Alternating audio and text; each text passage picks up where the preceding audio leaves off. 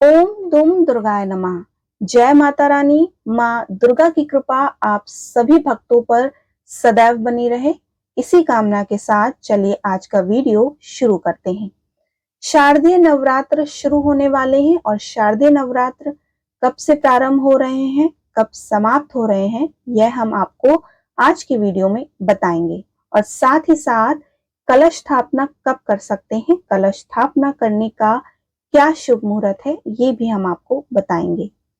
इन 9 दिनों में आप किस दिन माँ देवी के स्वरूपों की पूजा करें, माँ दुर्गा की सवारी क्या है और इसके साथ किस दिन अष्टमी और नवमी पड़ रही है, ये भी हम आपको आज के वीडियो में बताएंगे। यानी कि नवरात्रि से जुड़ी संपूर्ण जानकारी आज हम आपको देने वाले हैं। साथ ही नवरात्र का प्रारंभ होने से पहले आपको कुछ विशेष बातों का ध्यान रखना है, वो भी हम आपसे आज साझा करेंगे। तो वीडियो में आगे बात करने से पहले अगर आप हमारे चैनल में नए हैं या आप पहली बार हमारे चैनल को देख रहे हैं और अगर आपने अभी तक हमारे चैनल को सब्सक्राइब नहीं किया है तो हमारे चैनल को सब्सक्राइब कर दीजिए। वीडियोस अच्छी लगती हो तो लाइक और शेयर करना मत भूलिए। सबसे पहले हम बात करते हैं कि शारदीय नवरात्र का प्रारंभ कब हो रहा है। वैदिक पंचांग के अनुसार इस साल अश्विन माह के शुक्ल पक्ष की प्रतिपदा तिथि 3 अक्टूबर को तड़के 12:18 से होगी और यह तिथि 4 अक्टूबर के तड़के 2:58 तक मान्य रहेगी। ऐसे में उदया तिथि के आधार पर इस साल शारदीय नवरात्र का प्रारंभ 3 अक्टूबर दिन गुरुवार से हो रहा है। यानी कि नवरात्र का पहला दिन 3 अक्टूबर दिन गुरुवार के दिन मनाया जाएगा और इसी दिन घट स्थापना भी होनी है। घट स्थापना का शुभ मुहूर्त भी जान लीजिए। घट स्थापना का मुहूर्त सुबह 6:02 से 7:07 तक रहेगा, जिसकी अवधि 1 घंटा 5 मिनट है। इसके साथ साथ घट स्थापना का अभिजीत मुहूर्त 11:34 से लेकर 12:21 तक रहेगा, जिसकी अवधि 47 मिनट की रहेगी। घट स्थापना यानी कि कलश स्थापना नवरात्रि के समय किए जाने वाले महत्वपूर्ण अनुष्ठानों में से एक होता है। यह 9 दिवसीय उत्सव के आरंभ का प्रतीक है और हमारे शास्त्रों में नवरात्रि के आरंभ में एक निश्चित अवधि में घट स्थापना करने का वर्णन किया गया है। घट स्थापना देवी शक्ति का आवाहन है तथा हमारे शास्त्र सचेत करते हैं कि अनुचित समय पर घट स्थापना करने से देवी शक्ति का प्रकोप भी हो सकता है और अमावस्या या रात्रि काल के समय घट स्थापना करना वर्जित माना गया है। प्रतिपदा तिथि यानी कि नवरात्रि के पहले दिन ही आप घट स्थापना करें शुभ मुहूर्त में। यदि किसी कारणवश सुबह के समय आप घट स्थापना नहीं कर सकते तो अभिजीत मुहूर्त में भी आप घट स्थापना कर सकते हैं। शारदीय नवरात्रि शरद ऋतु में आती है, इसलिए इसका नाम शारदीय नवरात्रि रखा गया है। हम आपको बता दें कि नवरात्रि साल में 4 होती हैं। पहली तो चैत्र नवरात्र, दूसरी शारदीय नवरात्र जो कि प्रकट रूप से है और इसके अलावा 2 गुप्त नवरात्रि भी आती हैं जो कि माघ मास और आषाढ़ मास में आती हैं। लेकिन हमारे सनातन धर्म में इन चारों नवरात्रियों में से प्रकट नवरात्रि, शारदीय और चैत्र नवरात्रि का बहुत महत्व है और यही प्रकट रूप से मनाई जाती हैं। 3 तारीख यानी कि 3 अक्टूबर को शारदीय नवरात्र शुरू हो रहे हैं, यानी कि जिस दिन से पितृपक्ष समाप्त हो रहे हैं उसके अगले दिन से नवरात्रि शुरू हो रही है। यानी कि पितृपक्ष, आखिरी पितृपक्ष हमारा सर्व पितृ अमावस्या 2 अक्टूबर को है और उसके अगले दिन प्रतिपदा तिथि लग जाएगी। उसके अगले दिन से हमारा नवरात्र शुरू हो जाएगा जो कि 9 दिनों तक चलता है और अष्टमी नवमी तक हम माँ दुर्गा के कई स्वरूपों की पूजा करते हैं और नवमी के दिन हम हवन करके व्रत का समापन करते हैं। तो चलिए हम आपको बताएं कि इन नवरात्रि के 9 दिनों में हम माँ दुर्गा के किस स्वरूप की पूजा करनी चाहिए। पहले हम आपको एक श्लोक सुनाते हैं जो कि जिसमें वर्णित है कि हमें पहले, दूसरे, तीसरे किस दिन माँ दुर्गा के किस स्वरूप की पूजा करनी चाहिए। प्रथम शैलपुत्री चा, द्वितीयं ब्रह्मचारिणी, तृतीयं चंद्र घंटेति, कुष्मांडेति चतुर्थकम, पंचम स्कंद माता तेती षष्टम कात्यायनी नीतीचा सप्तम काल रात्रि ती महागौरीति चाष्टमम नवम सिद्धिदात्रीचा नवदुर्गा प्रकीर्तिता उक्त तानि नमान्हि ब्रह्मणेव महात्मना। यानी कि प्रथम दिन शैलपुत्री, द्वितीय दिन ब्रह्मचारिणी, तृतीय दिन चंद्रघंटे, चतुर्थ दिन कुष्मांडा, पंचम दिन स्कंद माता, षष्टम दिन कात्यायनी, सप्तम दिन कालरात्रि, अष्टम दिन महागौरी और नवम दिन सिद्धिदात्री की पूजा करनी चाहिए। इस साल शरद नवरात्रि 2024 में हम आपको बताएं कि आपको किस दिन किस स्वरूप की पूजा करनी है, यानी कि माँ दुर्गा के किस स्वरूप की पूजा आप इन दिनों में किस दिन कर सकते हैं। नवरात्रि की प्रतिपदा तिथि 3 अक्टूबर को है, यानी कि पहला नवरात्र 3 अक्टूबर दिन गुरुवार को पड़ेगा। इस दिन आप माँ दुर्गा के शैलपुत्री स्वरूप की पूजा करेंगे और इसी दिन आप घट स्थापना भी करेंगे। नवरात्रि की द्वितीय तिथि 4 अक्टूबर दिन शुक्रवार को पड़ रही है। इस दिन आप माँ ब्रह्मचारिणी की पूजा करेंगे। नवरात्रि की तृतीया 5 और 6 अक्टूबर को पड़ रही है, यानी कि 5 अक्टूबर दिन शनिवार और 6 अक्टूबर दिन रविवार को दोनों दिन तृतीया पड़ रही है। इन दोनों दिन आप माँ चंद्रघंटा की पूजा करेंगे। माता के तीसरे स्वरूप माँ चंद्रघंटा की पूजा आप इन 2 दिन में आप करेंगे। नवरात्रि की चतुर्थी 7 अक्टूबर दिन सोमवार को पड़ रही है। इस दिन आप माँ दुर्गा के 9 स्वरूपों में से चतुर्थ स्वरूप, चौथे स्वरूप माँ कुष्मांडा की पूजा करेंगे। नवरात्रि की पंचमी 8 अक्टूबर दिन मंगलवार को पड़ रही है। इस दिन आप माँ दुर्गा के 5वें स्वरूप माँ स्कंद माता की पूजा करनी चाहिए। नवरात्रि की षष्ठी 9 अक्टूबर दिन बुधवार को पड़ेगी। इस दिन आपको माँ दुर्गा के 6ठे स्वरूप माँ कात्यायनी की पूजा करनी है। नवरात्रि की सप्तमी 10 अक्टूबर को पड़ रही है, जिसमें माँ कालरात्रि की पूजा होगी। नवरात्रि की अष्टमी 11 को पड़ रही है, इसमें आप महागौरी की पूजा करेंगे और इसी दिन अष्टमी भी पड़ रही है। और नवरात्रि की 10वीं यानी कि 12 अक्टूबर को आप माँ सिद्धिदात्री की पूजा करेंगे और इसी दिन आप नवरात्रि का पारण करेंगे।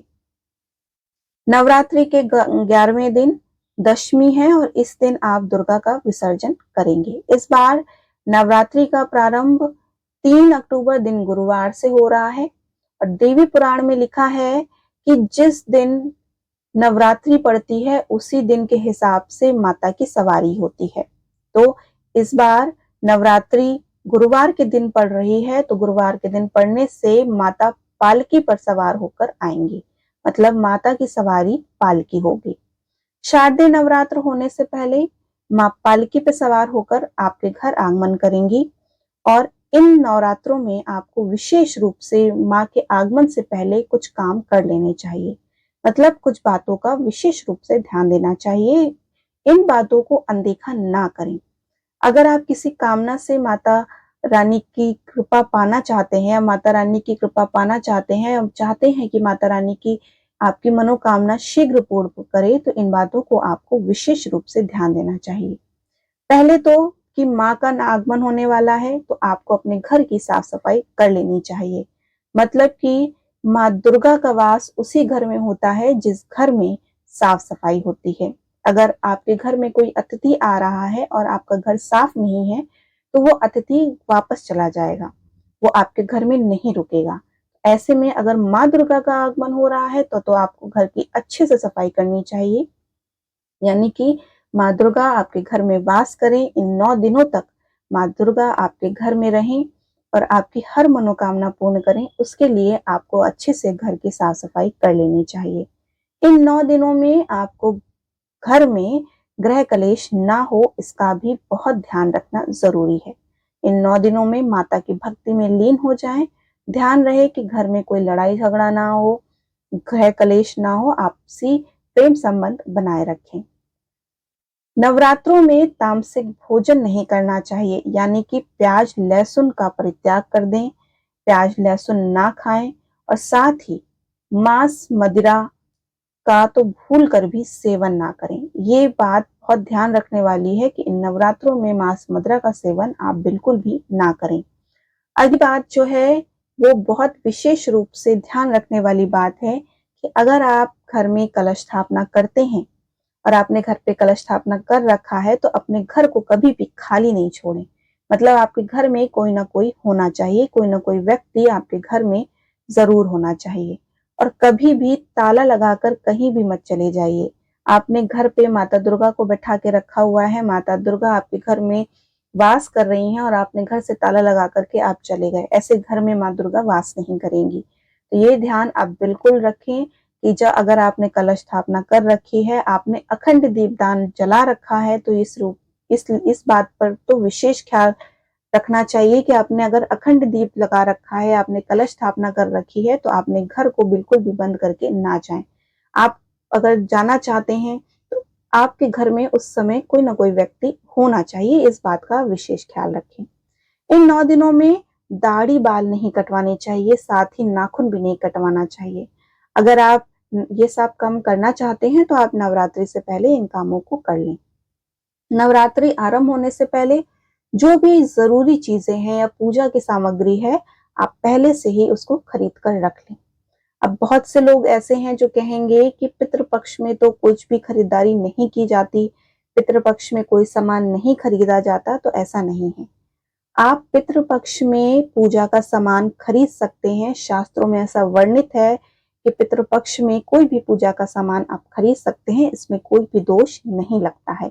पितृपक्ष में आप माता रानी के वस्त्र खरीदिए, उनसे जुड़ी हुई जो भी पूजा के सामान है, रोली, चंदन, सुपारी, पान, पितृपक्ष में ये सब खरीद कर आप रख सकते हैं। आपको इसमें कोई भी दीप नहीं लगेगा। आपको पुस्तक खरीदनी है, सप्तशती की पुस्तक खरीदिए, अखंड दीप खरीदिए, कुछ भी आप पूजा से जुड़ी हुई कोई भी सामग्री आप खरीदना चाहते हैं, आप उसको खरीद कर रख सकते हैं, इसमें कोई भी दोष नहीं लगता। वैसे आपको बता दें कि पितृपक्ष एक दिन पहले ही खत्म होते हैं और अगले दिन नवरात्र शुरू हो जाते हैं। तो ऐसे में लोग कब नवरात्र में सुबह अखंड दीप जलाना है, सुबह कलश स्थापना करनी है, तो आपको पहले से ही इन सब चीजों को खरीद के रखना पड़ेगा, नहीं तो फिर आप शुभ मुहूर्त में अपना जो कलश स्थापना है वो नहीं कर पाएंगे और शुभ मुहूर्त में आप पूजा शुरू नहीं कर पाएंगे। इसलिए आप पितृपक्ष के दौरान ही इन सामग्रियों का खरीद कर आप रख सकते हैं। विधि विधान से माँ दुर्गा की आराधना करें, विधि विधान से माँ दुर्गा की पूजा करें। उनके लिए नवरात्रों का व्रत रखें। कुछ लोग तो 9 दिन का व्रत रखते हैं, कुछ लोग पहला और आखिरी व्रत रखते हैं। तो जैसे आपकी इच्छा आप वैसे रखें। माँ से जो मनोकामना मांगी है वो मनोकामना माँ के सामने पहले दिन ही संकल्प ले लें और माँ से मनोकामना अपनी माँ को कह दें और साथ ही अपनी मनोकामना पूर्ण करने का और उसका फल, अच्छा फल पाने के लिए आप रोजाना दुर्गा सप्तशती का जितना हो सके पाठ करें। जो भी आपने मनोकामना मांगी है आप माँ के सामने उसको बोलें और साथ ही दुर्गा सप्तशती का पाठ रोजाना करें। दुर्गा सप्तशती का पाठ अगर आप नहीं कर सकते या किसी कारणवश आप नहीं कर सकते तो आप रोजाना दुर्गा सप्तशती का पाठ सुन भी सकते हैं। आपको यूट्यूब में सारा दुर्गा सप्तशती का पाठ मिल जाएंगे, उनके अध्याय मिल जाएंगे, नहीं तो आप हमारे चैनल पे भी जाकर के वहां प्लेलिस्ट में पूरा दुर्गा सप्तशती के पाठों के अध्याय पड़े हुए हैं, आप वहां से भी उनको सुन सकते हैं।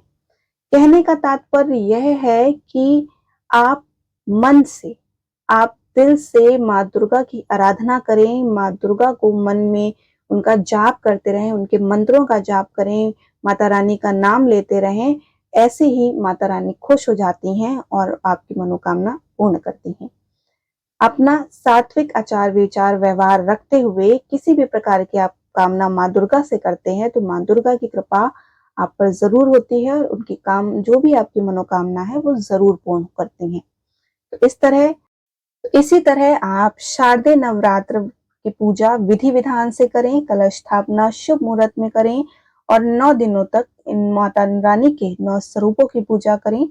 माता रानी आपकी मनोकामना जरूर पूर्ण करेंगी और अपनी कृपा आप और आपके परिवार पर सदैव बनाए रहेंगी। माता रानी का आशीर्वाद आपको जरूर मिलेगा। वीडियो आपको कैसी लगी हमें जरूर बताएं। साथ ही अगर आप हमारे चैनल पर नए हैं और अगर आपने अभी तक हमारे चैनल को सब्सक्राइब नहीं किया है तो हमारे चैनल को सब्सक्राइब कर लीजिए। वीडियोस अच्छी लगती हो तो लाइक और शेयर करना मत भूलिए। साथ ही बेल आइकन को जरूर प्रेस करें, इससे हमारे चैनल पर जो भी अपलोड हुई नई वीडियो आएगी उसका नोटिफिकेशन आप तक पहुंच जाएगा। बोलिए माता रानी की जय। राधे राधे।